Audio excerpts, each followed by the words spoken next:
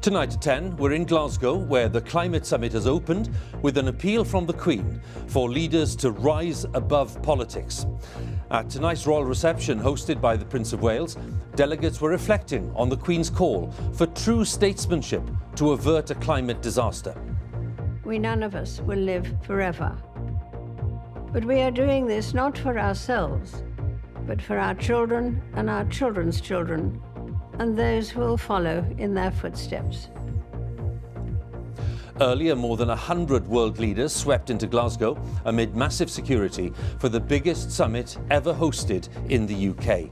Boris Johnson told fellow leaders he wanted countries to end the use of coal, to phase out petrol engines, and to reverse deforestation.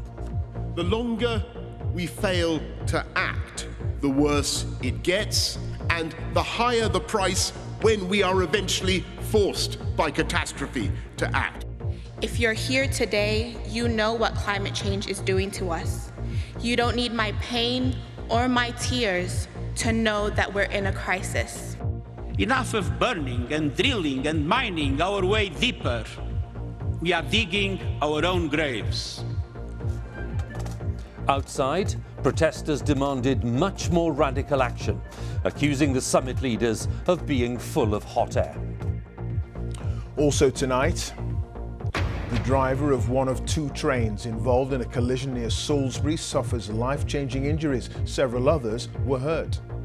The chief executive of Barclays resigns after an inquiry into links with the sex offender Jeffrey Epstein.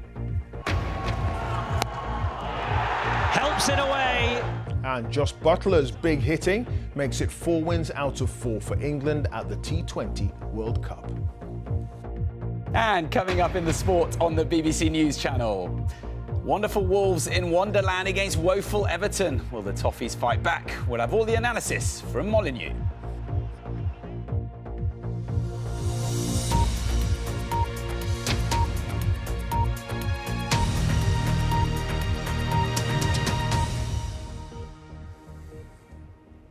Good evening from Glasgow, where world leaders have been dining with the Prince of Wales and senior members of the royal family tonight at the end of the opening day of the climate summit. The Queen, whose doctors advised her not to attend, greeted the delegates with a recorded message urging them to rise above politics to achieve true statesmanship and reminding them that the benefits of action will be for future generations, not for everyone alive today. When the summit opened at noon, delegates heard a series of powerful appeals for rapid progress. Boris Johnson said that humanity had long since run down the clock on climate change. It was now 1 minute to midnight, he said. The Prime Minister of Barbados, Mia Mottley, warned that following a path of greed and selfishness would lead to destruction. And the UN chief, Antonio Guterres, said that countries were digging their own graves by failing to act on climate change. Among the goals being discussed here are ending the use of coal, phasing out petrol-powered cars and reversing the process of deforestation.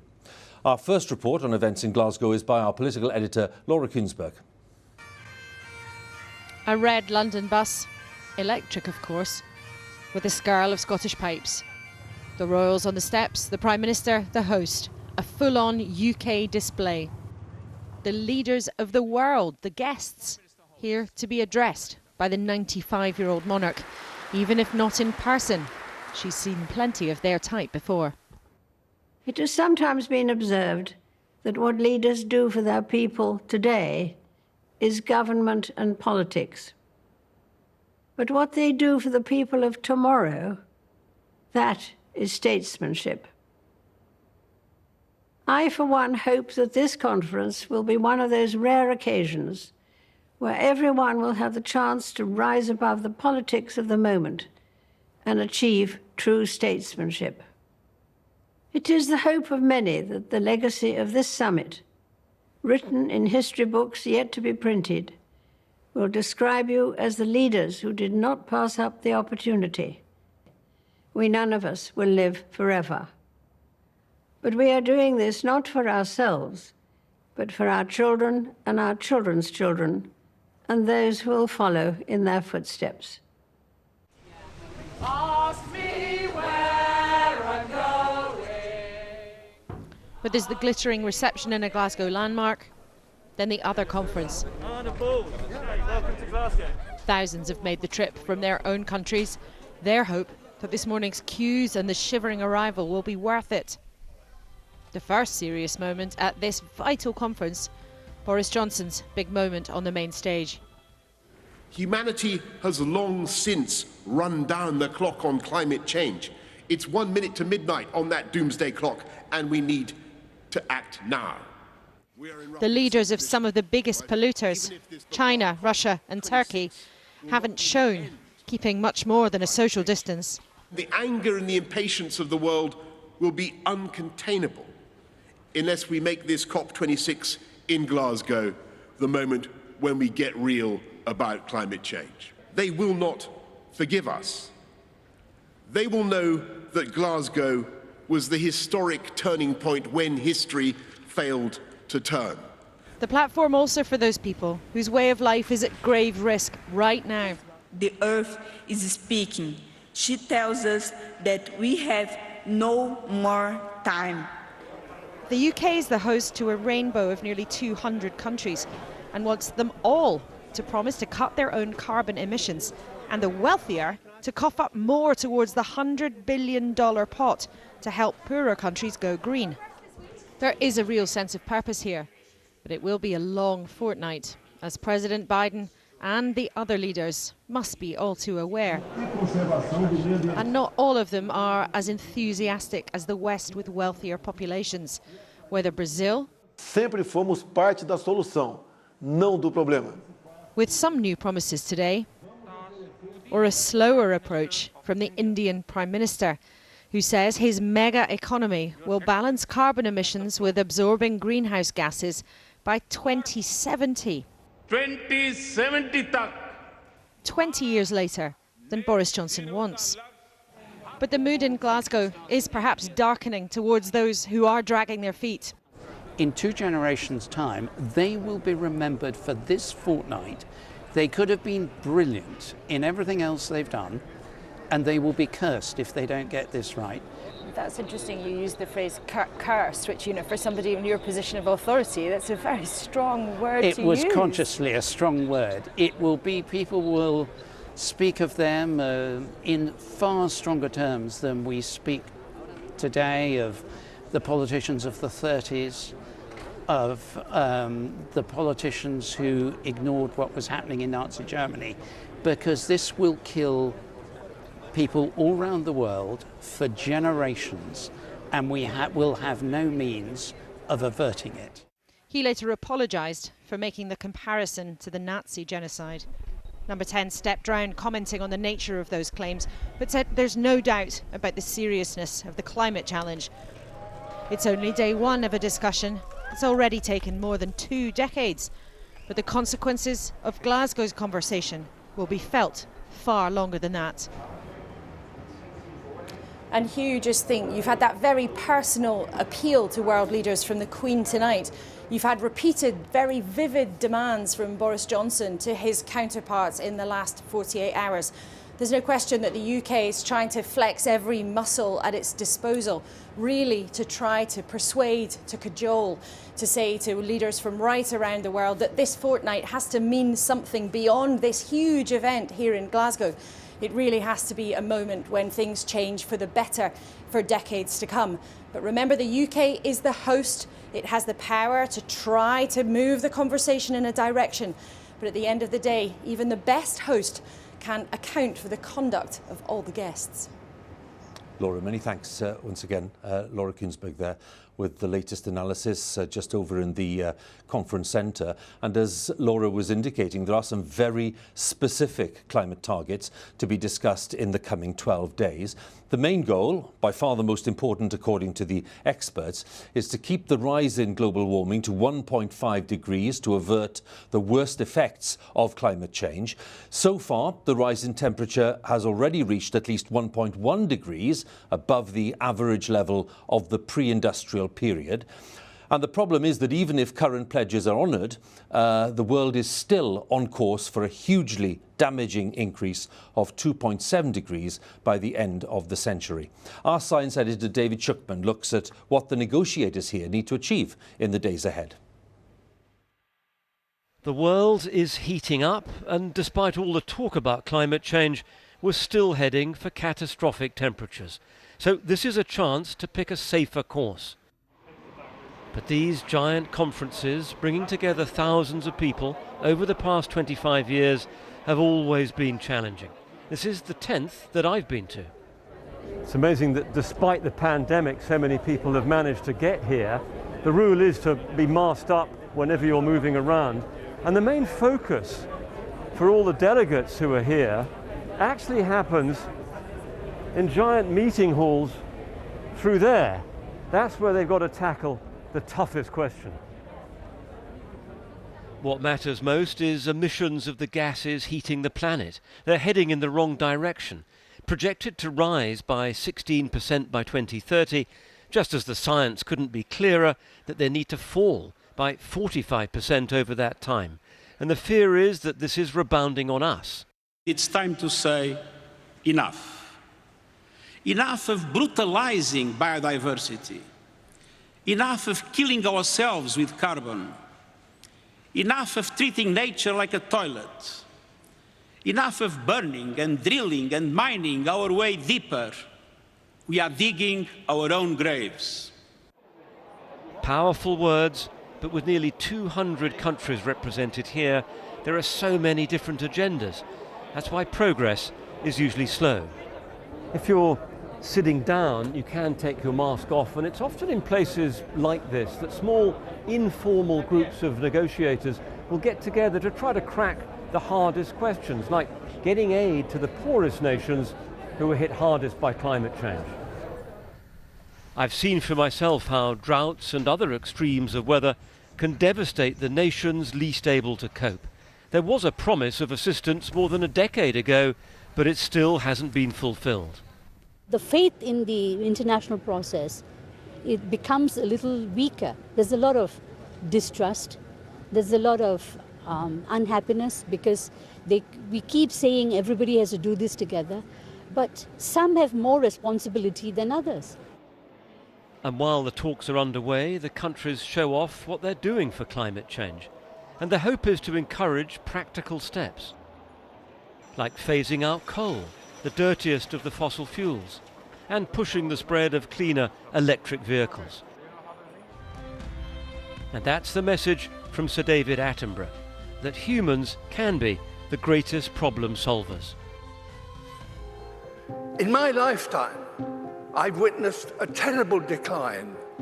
In yours, you could and should witness a wonderful recovery. That desperate hope, ladies and gentlemen, is why the world is looking to you and why you are here. Thank you. A call to action, well received, but what matters now is how the governments of the world actually respond. So let's get the latest thoughts tonight from David, who joins us from another part of the arena. David, we've heard some words from India today. We'll have your thoughts on that and indeed on the latest message from China. Yes, I think it's fair to say, Hugh, that the ground has shifted a little bit here today with India's announcement. Yes, declaring you'll be net zero by 2070 is a very long way off, but to say that half your energy will come from renewable sources by 2030, that's a pretty meaningful target. And it's been very widely welcomed, not least because for years India had said as a developing country it wouldn't accept international climate targets of this kind. On the other hand, China, you mentioned, sticking to its current policies, President Xi in fact saying it's Western countries that need to take the lead when it comes to tackling climate change. And meanwhile, a group of small island states who feel that their very existence is threatened, so fed up with the slow pace of all of this, they've decided to mount a legal challenge at a UN tribunal to try to win compensation. So as things stand, perhaps that little bit of progress, but the world is still heading in the wrong direction when it comes to dangerous warming. David, thanks again. We'll see what happens tomorrow, of course, and we'll talk again then. David Shuckman there, our science editor. We'll have more from the Climate Summit here later in the programme, but now let's join Clive with the day's other news. Hugh, thank you for that. The driver of one of two trains involved in a collision last night near Salisbury in Wiltshire has suffered injuries believed to be life-changing. An investigation is underway into the cause of the crash, in which several other people were hurt. The collision happened at Fisherton Tunnel in Salisbury around 7 o'clock in the evening. The line will remain closed for the next 3 days, affecting services linking Cardiff and Bristol with the south coast. John Kay has the latest and a warning his report contains some flashing images. Questions tonight at the Fisherton Tunnel. These two trains were travelling into Salisbury in the same direction, but somehow collided and ended up side by side. It mostly hurts in my shoulder up here. That's where the major sprain is that I've been told. So. Cameron was on board, heading home from a Halloween party, about to get off when suddenly...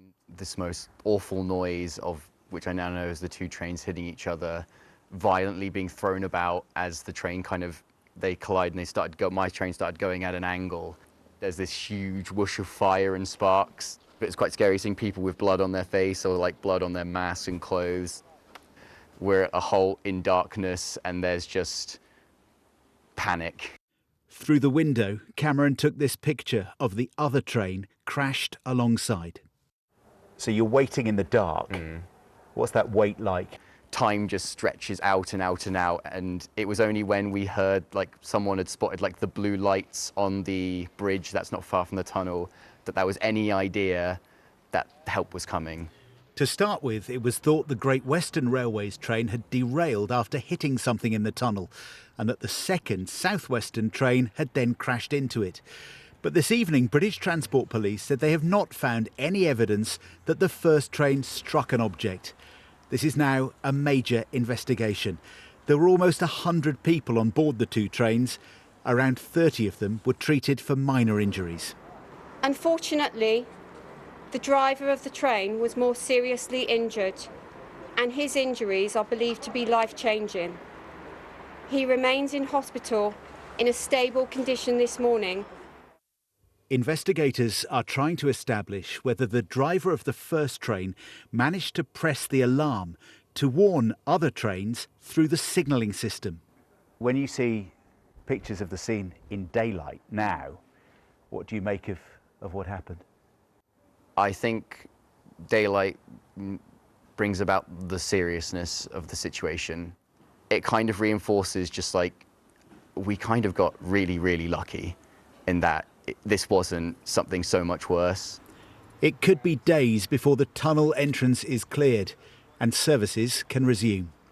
John Kay, BBC News, Salisbury. The French President Emmanuel Macron has postponed plans to implement sanctions on the UK in the dispute over post-Brexit fishing rights. He said talks would continue tomorrow. Earlier, the Foreign Secretary, Liz Truss, said the UK wouldn't roll over after Paris had threatened to block access to its ports for British boats. Our political correspondent, Damien Grammaticus, has the very latest. Storm clouds threatening. It's all quiet for now in Jersey, calm in the harbour.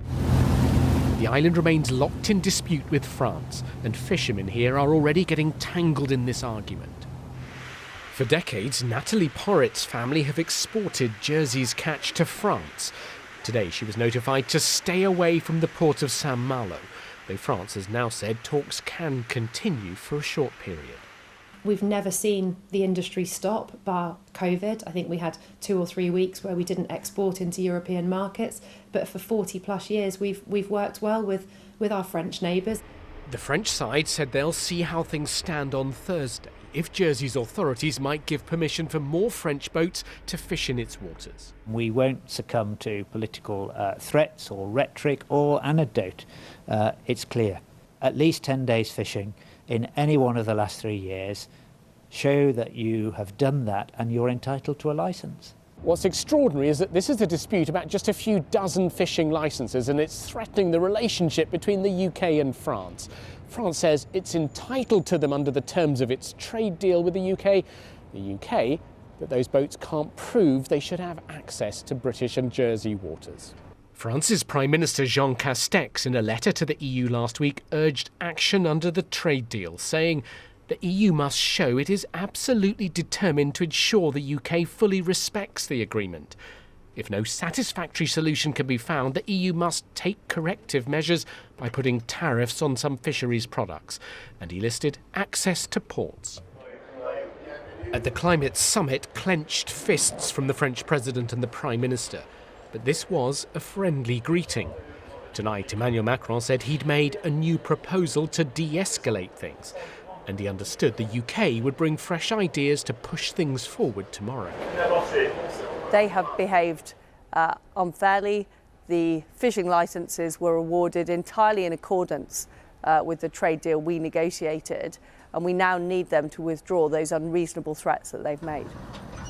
So the UK says it's glad France has held back, and it expects talks to continue later in the week to try to unravel this dispute. Damien Grammaticus, BBC News. The government's latest coronavirus figures for the UK show there were 40,077 new infections recorded in the latest 24-hour period, which means on average there were 41,081 new cases reported per day in the last week. 40 deaths were recorded, that's of people who died within 28 days of a positive COVID-19 test. Today's figure is below average due to some deaths in England not being included because of a technical error. On average, in the past week, 157 related deaths were recorded every day. And more than 8 million people have received their booster jab. This includes third doses for those with certain health conditions. The Barclays chief executive, Jess Staley, has resigned after an inquiry into his links with the sex offender Jeffrey Epstein. The city watchdog and the Bank of England have been looking into whether Mr. Staley's relationship with the late financier was closer than first thought. Barclays says it's been made aware of the conclusions of the investigation and Mr. Staley's intention to contest the findings. Well, our business editor Simon Jack is here. So what did the regulators find that prompted the resignation? Before Jez Staley joined Barclays in 2015, he worked at JP Morgan, where Jeffrey Epstein was a very big, very important client. Now, he doesn't deny he had a relationship with him, but he said that their contact was frequent, but it was always very professional. The regulator has found that looking at emails between the two men, they said the volume of them and the tone of them suggest the relationship was a lot closer than Mr. Staley had told the board of Barclays. Now, this is the second time he's had a run-in with the regulators. He got censured, fined for trying to track down a whistleblower. And although he says he's going to contest these findings, the board and Mr. Staley felt that it's very difficult for him to run the bank if he's in open dispute with the regulator. As I say, he's going to contest these findings. Doubly disappointing for him. He fought off a shareholder rebellion where the board backed him, and that his strategy was beginning to bear fruit. The bank was doing very well. After a 40-year career, he's certainly not going to want this to be his legacy. As I say, as we sit here tonight, he intends to contest these findings, but it will not be as the chief executive of Barclays. Sure. OK, Simon, thank you. Simon Jack there. England's cricketers are on the brink of the semi-finals at the T20 World Cup after their fourth win of the tournament. An outstanding performance from Jos Buttler helped them maintain their perfect record after beating Sri Lanka. Here's Joe Wilson. England's invincible batters. Where's this going? Oh, there. It's a World Cup, and Sri Lanka were desperate to win this match. Here's another. Oh, that's out. Early wickets made spirits soar in those seats. Who's left? Well, Jos Buttler. Nobody hits a cricket ball better. He paced this innings. By the time he'd finished, England's total was 163. Sri Lanka's shock. How did they get that far? Facing the last ball, Buttler needed a 6 to reach his personal 100. He is enjoying a fantastic tournament. It is so hard to make it look that easy. But Sri Lanka have their big hitters too. Wanindo Hasaranga kept the chase on. England's fastest bowler, Tamal Mills, went off. He's had wretched luck with injuries. Sri Lanka still hunting. Jos Buttler had the ball. What? Oh, brilliant from Jos Buttler. Watch this run out. Sri Lanka soon 137 all out. Jos Buttler, just perfect. Joe Wilson, BBC News. Now, let's return to our top story, the climate summit, COP26, and to Hugh in Glasgow. Hugh. Clive, many thanks once again. Well, this global event, taking place a year later than planned because of the pandemic, has brought around 25,000 delegates to Scotland's biggest city, and it's certainly caused plenty of disruption here. But it's also a good opportunity for Glasgow to demonstrate its own efforts to reduce carbon emissions, with a target of net zero by the year 2030. Our Scotland editor Sarah Smith has the story. Watertight security, road closures and congestion may be a small price to pay for a global climate agreement bearing Glasgow's name. Free, fully electric buses are running around the city. Visitors at the bus depot get a full virtual reality glimpse of what a greener Glasgow could look like. Of zero carbon transport. This is the largest electric vehicle charging hub in the UK, with the capacity to power a small town or 150 fully electric buses. Total cost of ownership now is at a point where it's level with diesel, or maybe even going slightly lower than diesel. It means that we can start moving to electric vehicles, and we can then keep the fares as low as we possibly can to the customers. This whole setup cost £9 million, with 75% of the cost met by the Scottish Government. Scotland is aiming to get to net zero 5 years before the rest of the UK by 2045. COP26 provides Glasgow, the whole of Scotland in fact, with an opportunity to showcase its green credentials. But it also brings increased scrutiny. The Scottish Government has missed its climate targets for each of the last 3 years. Increased investment in transport is a major plank in its catch-up plan. With a wee scrub up will be absolutely perfect. Buying and selling second-hand goods is nothing new, quite literally, but can significantly reduce your carbon footprint. This children's shop is one part of Glasgow's efforts to be one of the world's first cities with a circular economy. That's one that eliminates waste by reusing products and materials. I think in the past, even operations like this, we talk about our low-cost goods and the quality and choice of stuff that we've got, and maybe we've been a little bit scared to talk about the environmental impact. We've not wanted to seem too green or hippie, but actually people now, that is the conversation. Charity workers who are nurturing parts of Glasgow's urban woodland demand COP26 succeeds. I hope it will. It has to. It must do. And if it doesn't, then we have the right to be incredibly angry. I have more faith in the grassroots things that are happening in Glasgow and around the world than I do in the COP system. Glasgow's own environment is being tested now by a bin workers' strike over the next week. Piles of rubbish are not what anyone wants this summit to be remembered for. Sarah Smith, BBC News, Glasgow. Indeed, there's more from Glasgow here on BBC One coming up shortly. Here's Kirsty Walk. Straight after the news, do stick with us. We're at COP26 in Glasgow with a young audience from all over the world. They're going to be putting 4 international political figures on the spot about everything from coal mining to electric cars. That's at 10:30 on BBC One. Kirsty, with that debate coming up. That's it for tonight. We'll be back in Glasgow tomorrow to assess if the conference is making progress towards achieving its goals. But now, BBC One, it's time for the news where you are. Have a good night.